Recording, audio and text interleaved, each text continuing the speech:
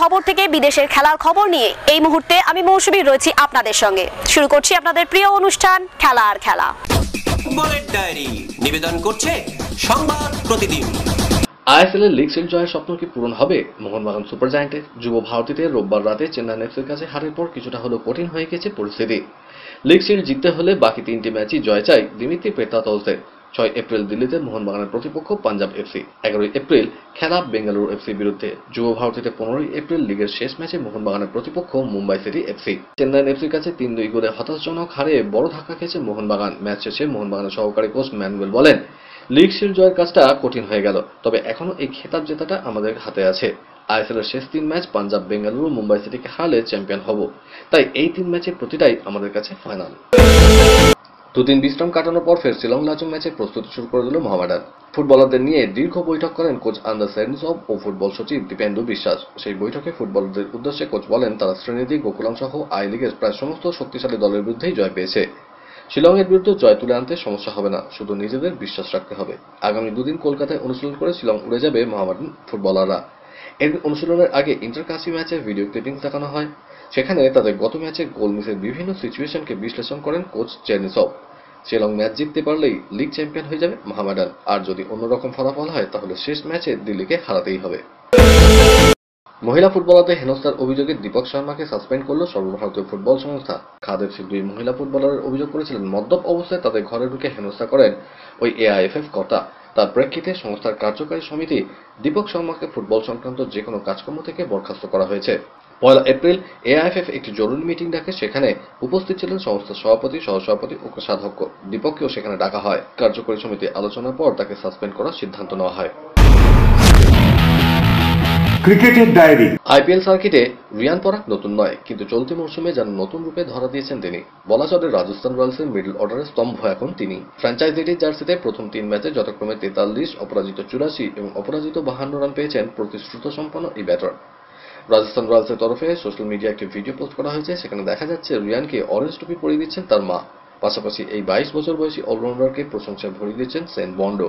রাজস্থানের বোলিং কোচের কথায়, রিয়ানের মধ্যে আমি তরুণ সূর্যকুমার যাদবের ছায়া দেখতে পাচ্ছি। 2019 সালে প্রথমবার একদিনের বিশ্বকাপ জিতেছিল ইংল্যান্ড। ফাইনালে নিউজিল্যান্ডের সঙ্গে টাই হওয়ার পর ম্যাচ করায় সুপার ওভারে। তাতেও টাই হওয়ায় বেশি বাউন্ডারি মারার সুবাদে চ্যাম্পিয়ন হয় ইংল্যান্ড। ইয়ন মর্গ্যানের দলের বিশ্বজয়ের নেপথ্যে ছিল মাঠের 2 আম্পায়ারের একটি ভুল, না হলে 50 ওভারে ম্যাচ জিতে চ্যাম্পিয়ন হতো নিউজিল্যান্ড। 2019 সালের 14 জুলাই সেই সেমিফাইনাল প্রায় 5 বছর পর ভুল স্বীকার করলেন ম্যাচের অন্যতম আম্পায়ার মারাইস ইরাসমাস। দক্ষিণ আফ্রিকার ইরাসমাস গত মাসেই অবসর নিয়েছেন। সেই ম্যাচের আরেক আম্পায়ার ছিলেন শ্রীলঙ্কার কুমার ধর্মসেনা।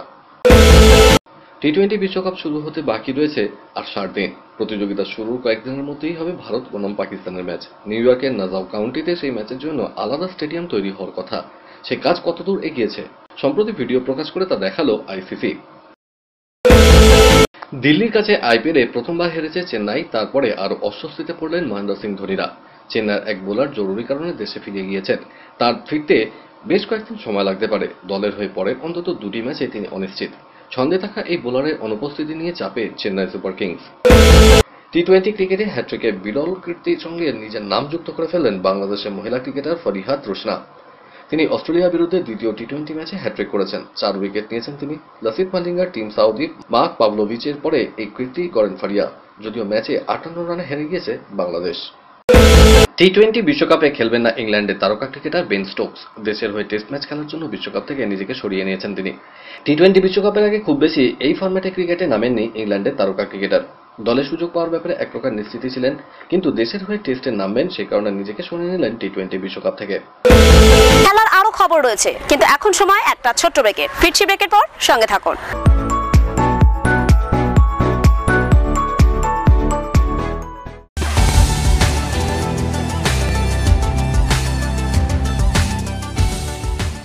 কেআরকে নিউজ মিডিয়া প্রযোজিত সাপ্তাহিক বিনোদনমূলক অনুষ্ঠান বিনোদন.com দেখুন প্রতি শনিবার ঠিক রাত 10:15 আপনাদের প্রিয় চ্যানেল ভিশনে।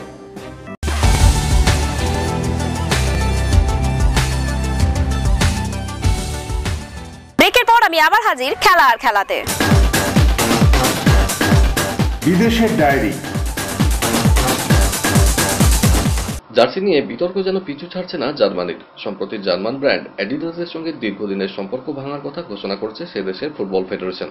2027 সাল থেকে জার্সি তৈরির জন্য মার্কিন সংস্থা পুমার সঙ্গে চুক্তি করা হয়েছে ইতিমধ্যেই, জানিয়ে বিতর্ক তুঙ্গে জার্মানিতে। এর মধ্যেই অ্যাডিডাসের তৈরি করা নতুন জার্সি নিয়েও বিতর্ক দানা বেঁধেছে। মার্চে ফিফা উইন্ডোয় ফ্রান্স ও নেদারল্যান্ডসের বিরুদ্ধে দুটো ফ্রেন্ডলি এই জার্সিতেই খেলেছেন টনি ক্রুজরা।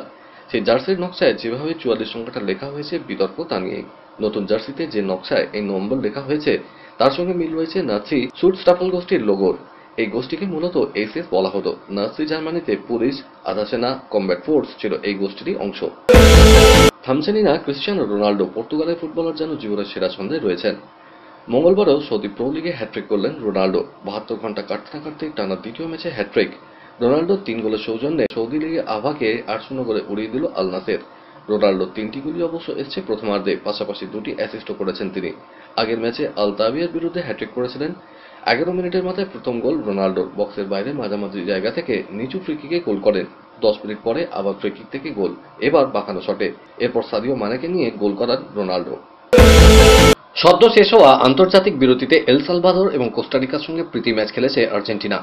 একই সময় আর্জেন্টিনার চিরপ্রতিদ্বন্দ্বী ব্রাজিল প্রীতি ম্যাচ খেলেছে ইংল্যান্ড ও স্পেনের বিপক্ষে। অনেকে খর্বশক্তি এল সালভাদরের বিপক্ষে আর্জেন্টিনার জয়ের চেয়ে স্পেনের মতো শক্তিশালী দলের সঙ্গে ব্রাজিলের ড্র করাকে বেশি গুরুত্বপূর্ণ মন্তব্য করেছেন। পাশাপাশি বিশ্বকাপের পর থেকে আর্জেন্টিনার টানা র্যাঙ্কিংয়ে নিচের সারির দলের সঙ্গে প্রীতি ম্যাচ খেলা নিয়েও কথা হয়েছে অনেক। টুকরো খবর।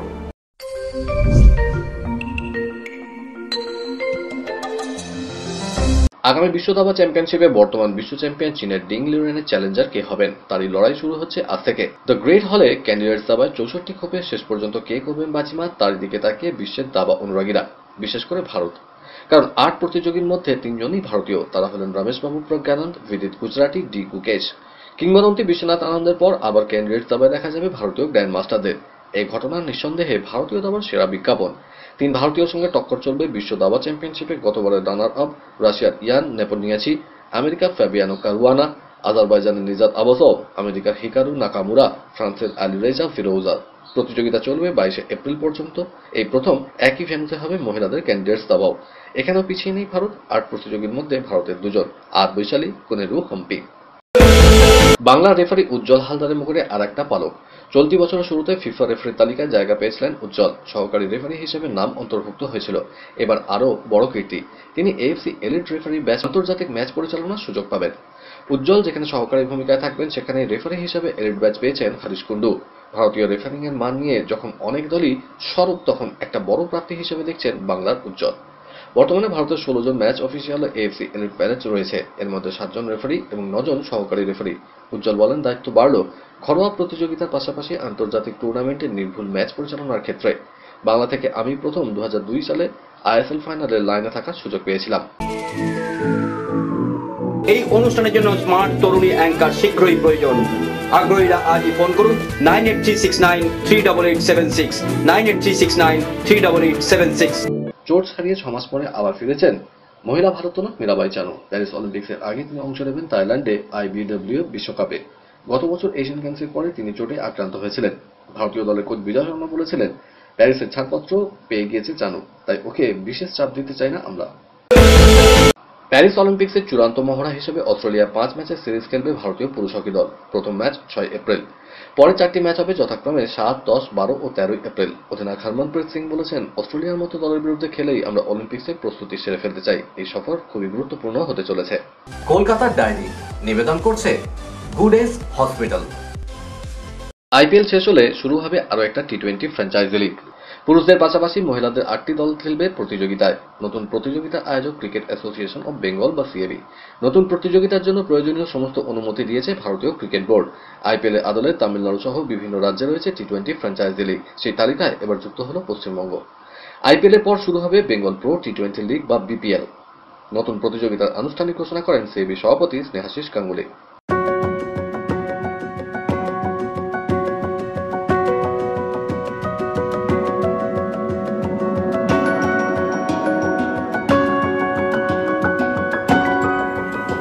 চলতি কন্যাশ্রী কাপে দীপ্তি সংঘ ও জিসি রায় মেমোরিয়ালের মধ্যে খেলায় অশান্তি ও মারামারির অভিযোগে জিসি রায় মেমোরিয়াল দলকে 1 বছরের জন্য সাসপেন্ড করা হয়েছে। জিসি রায় মেমোরিয়ালের কোচ অরূপ ঘোষ ও টেকনিক্যাল ডিরেক্টর দিবাকর বসুকে 5 বছরের জন্য সাসপেন্ড করা হয়েছে। অন্যদিকে দীপ্তি সংঘর কোচ পার্থ ঘোষকে মাঠে উত্তেজনা সৃষ্টি এবং রেফারিকে অশ্রাব্য ভাষা প্রয়োগের জন্য 2 বছরের জন্য সাসপেন্ড করা হয়। কলকাতা লিগে প্রিমিয়ার ডিভিশনের টালিগঞ্জ অগ্রগামী ক্লাব ও ওয়ারি ক্লাবের বিরুদ্ধে ম্যাচ ফিক্সিং এর অভিযোগ ইতিমধ্যে আইএফএ কলকাতা পুলিশকে জানিয়েছে। তাদের তরফ থেকে কিছু না জানানো পর্যন্ত এই দুটি দলকে সাসপেন্ড করা হয়েছে। অভিযুক্ত ওয়ারির কোচ মিকি ফার্নান্ডেজ এবং টালিগঞ্জ অগ্রগামী ফুটবলার শুভদীপ গুণকেও পুলিশি তদন্তের রিপোর্টে না আসা পর্যন্ত সাসপেন্ড করা হয়েছে। কলকাতার ডায়েরি নিবেদন করলো গুডেস হসপিটাল। আজকের মতো এই পর্যন্তই। আগামীকাল আপনাদের সঙ্গে আবার দেখা হবে ঠিক এই সময় এই চ্যানেলে। বাই।